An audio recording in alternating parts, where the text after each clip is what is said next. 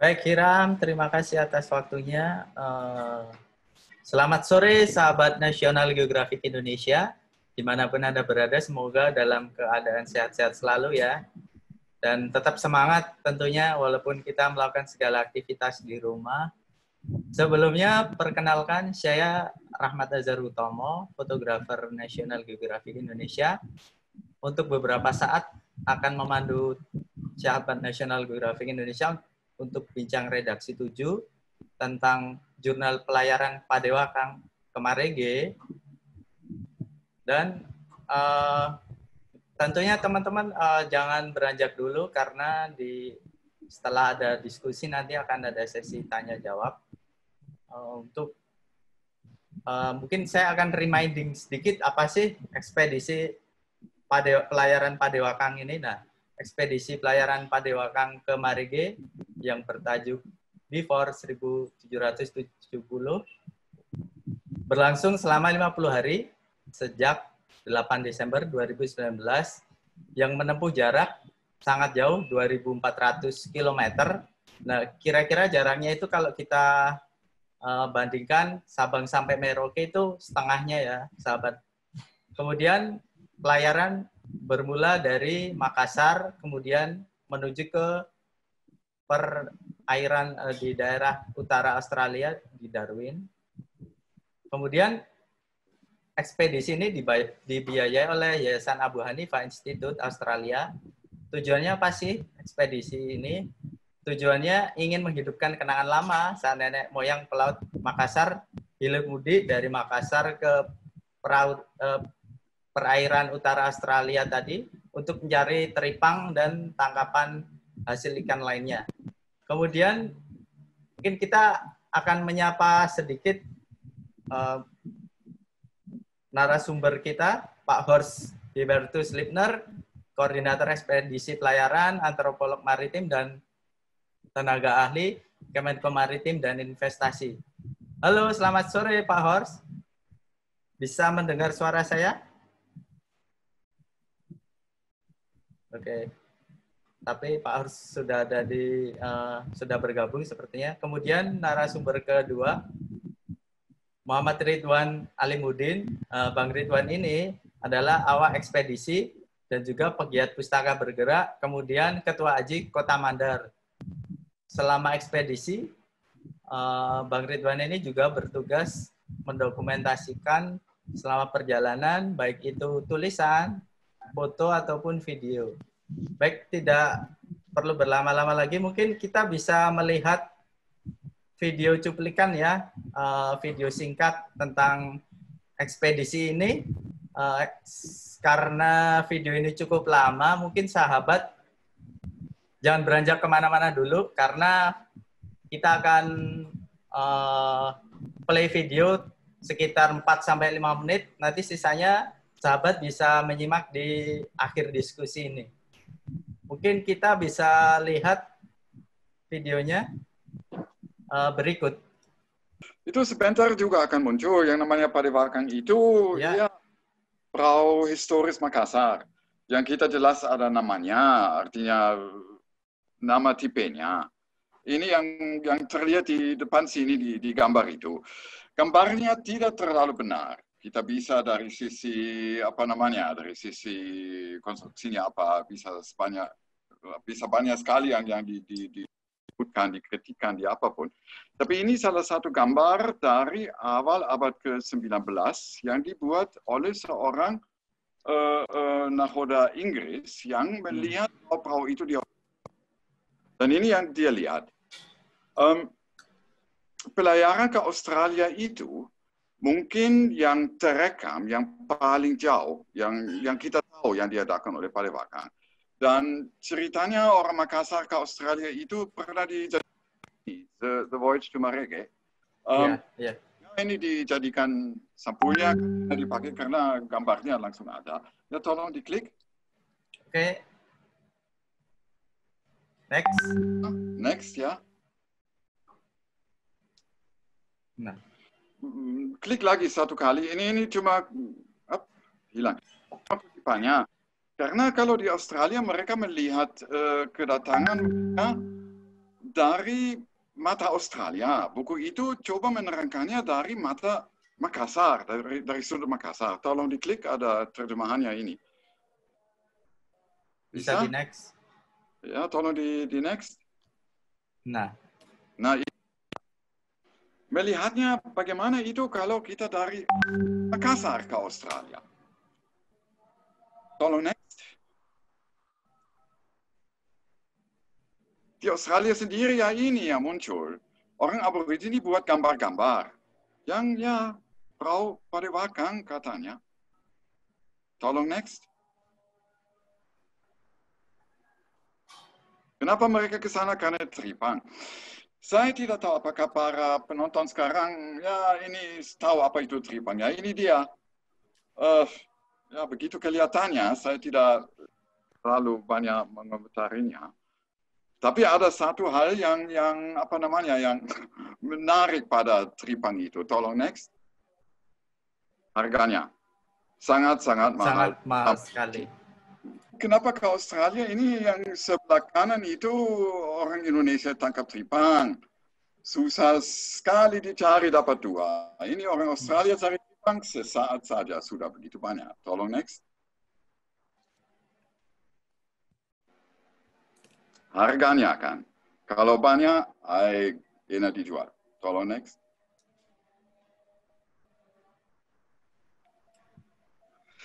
Orang Makassar katanya, konon ceritanya, mengetahui tentang adanya Australia apa segala ketika ada satu armada yang dikalahkan di Buton pada abad ke-17.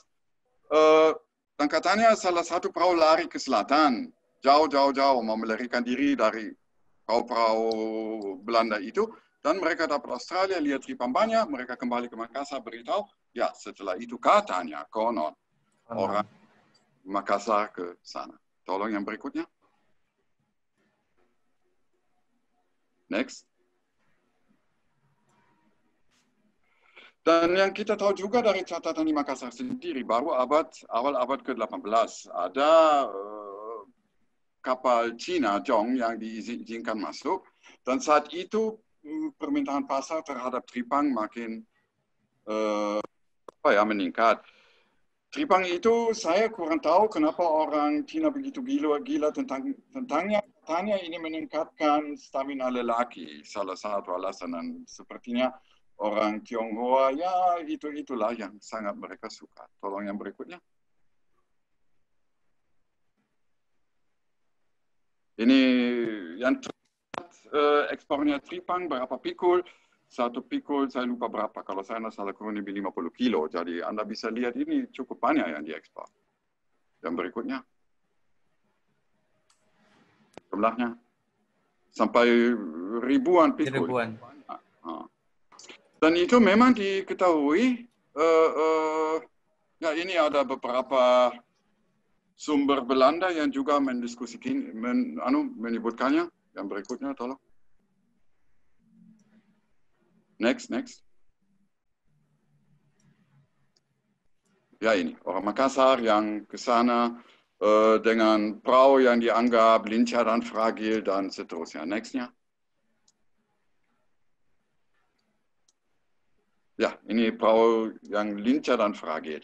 Yang terdapat dalam perahunya gambar apa segala ya ada 2 hal yang selalu dilihat. Layar yang segi 4 maupun kemudi yang terpasang di sampingnya.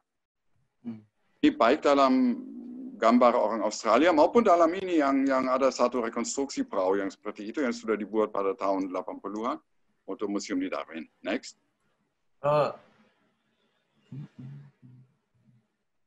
Ini rekaman Belanda sendiri dari pertengahan abad ke-19.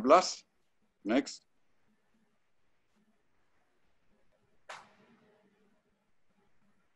Dan ini sebutannya, nama itu dalam sekian banyak sumber Belanda. Dan selalu dihubungkan dengan Sulawesi atau Bugis atau apapun. Ya, yang berikutnya.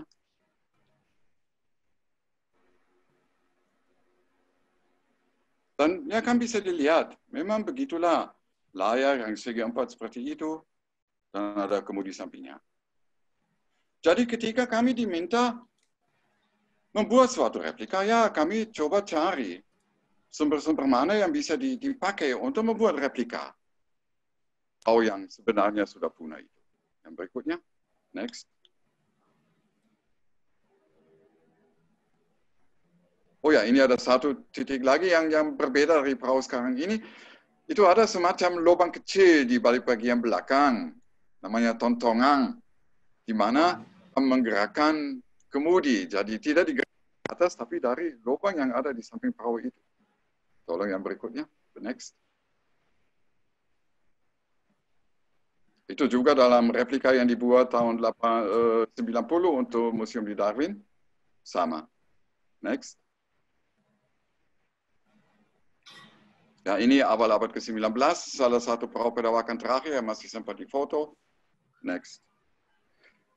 Ini sejak kapan ada padewakan? Kami cari sejak kapan itu disebutkan, dan ini salah satu sebutan paling tua istilah padewakan. Tahun 1735, perahu padewakan mengantar surat dari Makassar ke Batavia. Ini ada satu gambar dari tahun 1810-an. Ini ada sekian banyak market dan juga dari awal abad ke-19 karena kita tidak ada sumber yang sebelumnya. Dan itu kan sama dengan yang tadi. Next. Ya, itulah yang kami gunakan untuk membangun perahu padewakan yang akhirnya dibawa ke Australia. Next. Ini ada foto lagi. Dan, nah, oh ya, sampai ke situ saja presentasinya. Tolong dianu sedikit. Di bagian belakangnya, di situ ada seperti jendela-jendela itu. Ini memang sesuatu yang kami buat dengan, ya, belum pernah dibuat. Karena ini salah satu tanda yang kita lihat dalam market. Yang, apa ya, yang paling tua yang sempat kami dapat di sumber dari museum dan sebagainya. Artinya perahu yang kami buat itu memang dicoba mengulangi sejauh mungkin apapun yang ya bentuk perahu dari ya 200 tahun lalu lah. Dengan ya termasuk tali temali, layarnya yang karoro semacam daun dengan tali yang sebanyak mungkin memang gunakan fiber alamiah dan sebagainya. Pak Hors, kalau kita lihat layar padewakan ini, itu sepertinya agak berbeda. Itu dari bahan apa itu ya, Pak? Orang menamakannya karoro. Itu sejenis daun, saya lupa. Itu Iwan yang lebih tahu tentang itu. Karena sekarang ini tidak ada lagi orang yang bisa buat layar yang seperti itu. Kami khusus memesannya dari Mandar di Dakar, Sulawesi Selatan. Dibuat dengan tangan. Dan ada satu hal yang, apa ya, memang ya cukuplah tahan, tapi tidak terlalu juga. Dalam salah satu versi Undang-Undang Amanagapa, suatu susunan undang-undang pelayaran dari akhir abad ke-17, disebutkan bahwa kalau orang mau ikut berlayar dengan perahu dari Sulawesi ke mana-mana pun, mereka harus bawa kain layar juga. Seolah-olah kain itu tidak bertahan. Dan mungkin Ivan sebentar sebutkan, itu pun kami alami. Ini kan budaya yang ada di Indonesia, budaya maritim, kepulauan. Kenapa kenangan padewakan ini masih sangat terbatas ya? Tentang masyarakat untuk mengingat padewakan itu masih sangat terbatas sekali. Itu kenapa ya, Pak Hors? Ya, suatu hal yang cukup menarik. Kami sudah, ya ini ada yang saya sebutkan tadi, tahun 87. Kalau 87 dia selesai. Sudah pernah dibuat satu replika padewakan yang dilayarkan ke Darwin tahun 88 untuk disimpan di museum. 3 tahun lalu kami buat satu perahu padewakan dalam ya ukuran lebih kecil untuk dibawa ke suatu pameran di Belgia. Tapi sepertinya hal itu tidak menjadi buah bibir khalayak. Ini seperti dikalahkan oleh idenya Pinisi yang ya katanya orang dijadikan warisan dunia. Tapi itu pun bagaimana ya?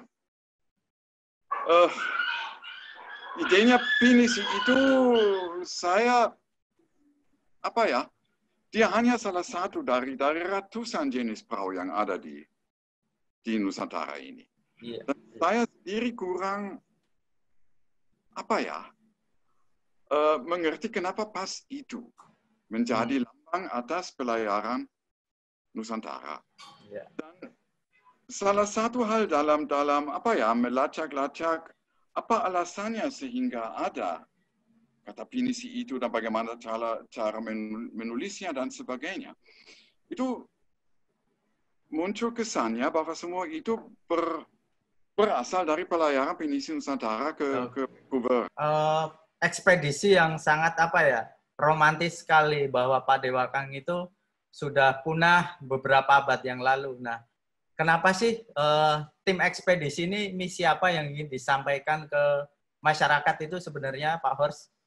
Ya, salah satu dorongan utama dari teman-teman di Australia adalah adanya umat Muslim di Australia itu sendiri.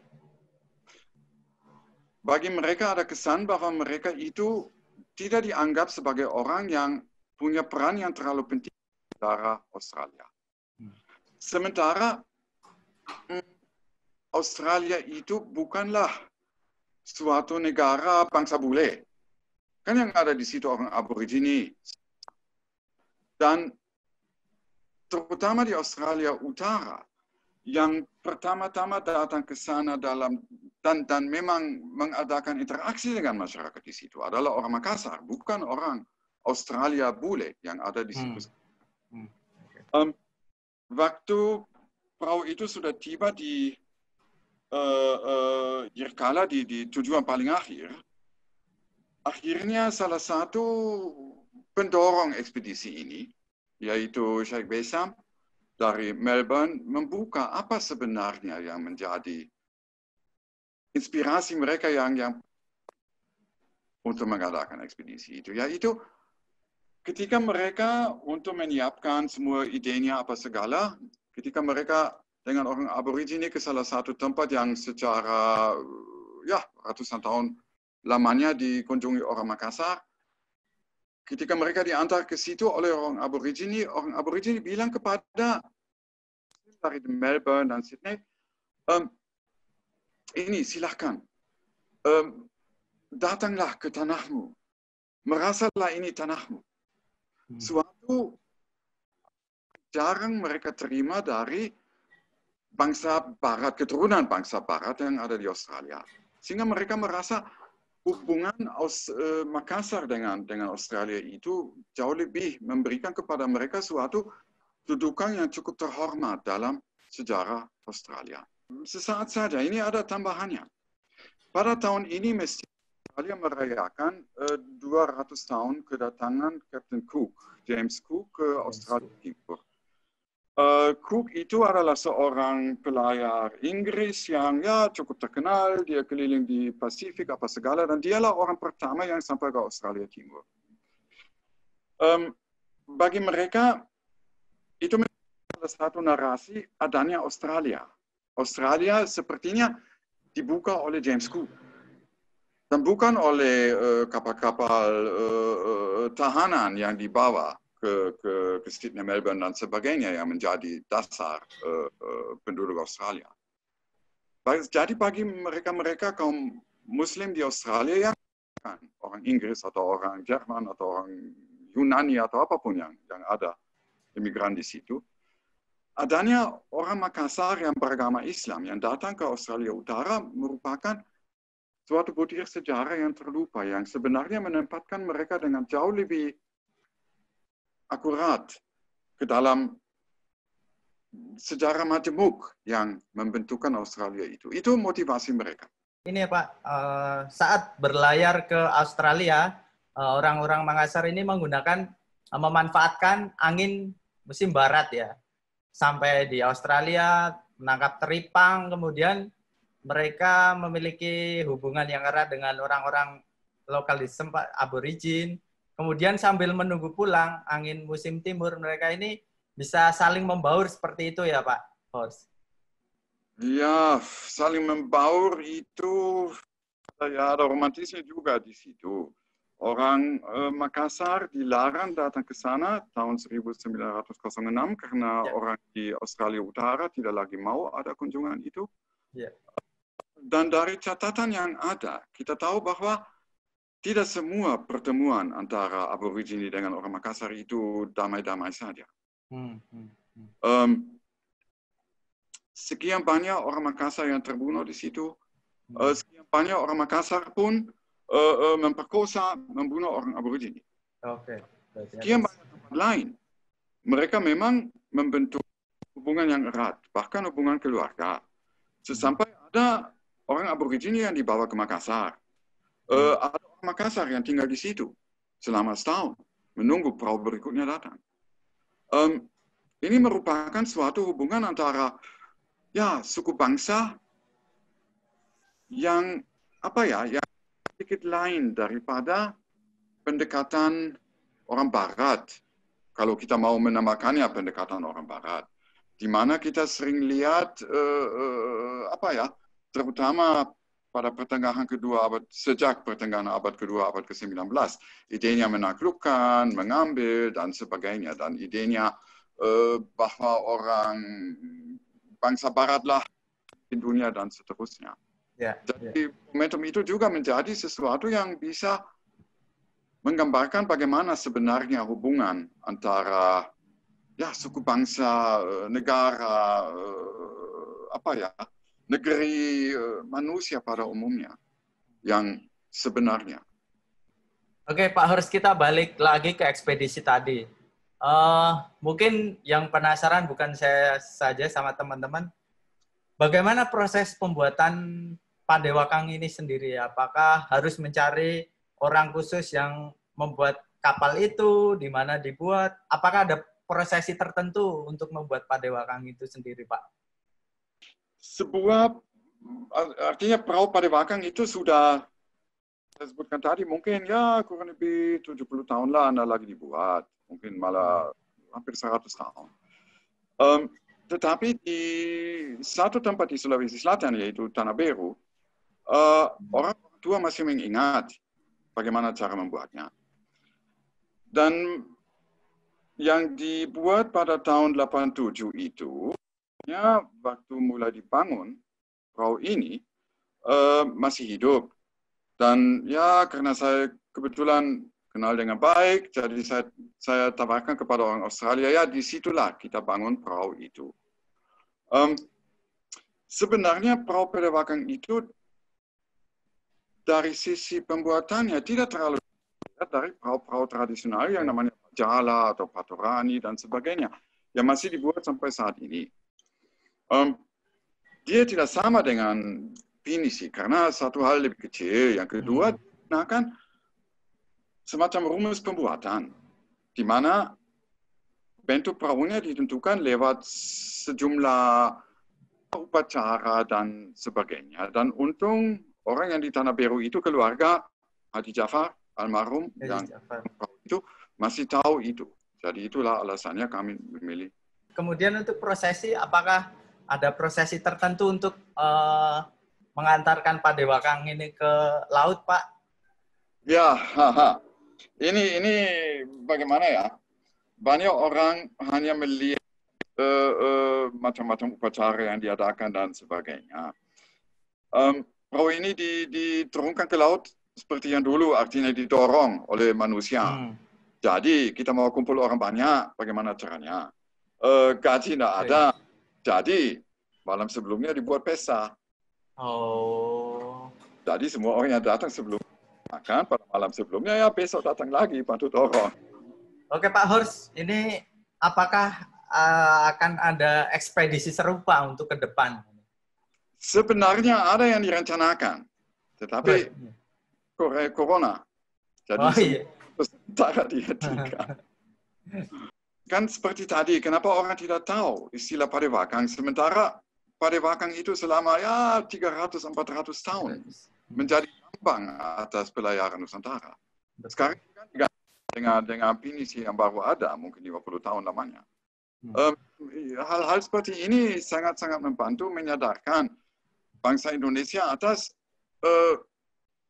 warisan kelautan, kemaritiman, kebaharian yang sudah berlangsung sejak mungkin 3.000 tahun, mungkin 4.000 tahun.